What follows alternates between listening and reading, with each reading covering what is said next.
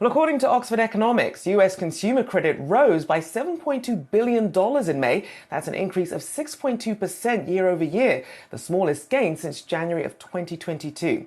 Well, joining us now is Yahoo Finance senior columnist Rick Newman to break this down. So, Rick, what does this say about the consumer and the economy? Yeah, Oxford Economics thinks they're seeing a notable slowdown in credit.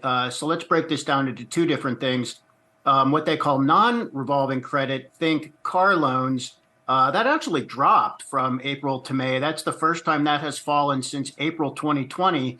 And April 2020, of course, was the first month of the COVID pandemic. So that's pretty notable. And their analysis is basically that what you would expect to happen when interest rates go up and the cost of borrowing goes up is actually happening, which is people are borrowing less. We have not really seen that.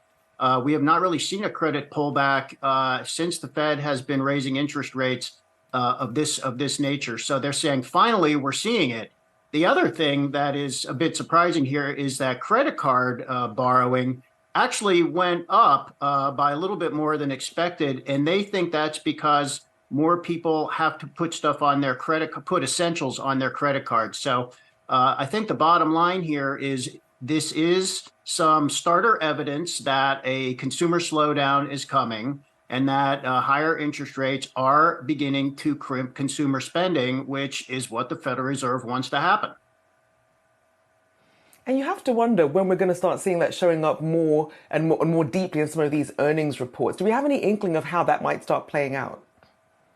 I mean, it's what we've been talking about for the last year. This slowdown is always 6 months in the future. Jared just mentioned the recession that's not here yet. A year ago, the forecasts were we were supposed to be in a recession right now. We are not. I think one of the big questions among economists is why are their forecasts so wrong? And, part of it is the upheaval that COVID caused. With supply chains, complete shift in the way people spent their money.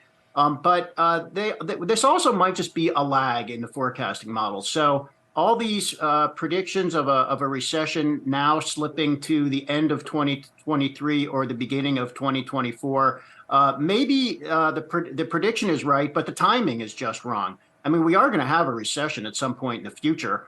The question is just when. But in the meanwhile, we are starting to see signs of a consumer slowdown, and this gets back to the question we've been asking for months: hard landing, soft landing, or no landing? I still don't know. Yeah, it seems still very uncertain at the moment, and the recession just sort of getting pushed further out. Thank you for getting us up to speed, our very own Rick Newman there. Thanks so much. See you, Rochelle.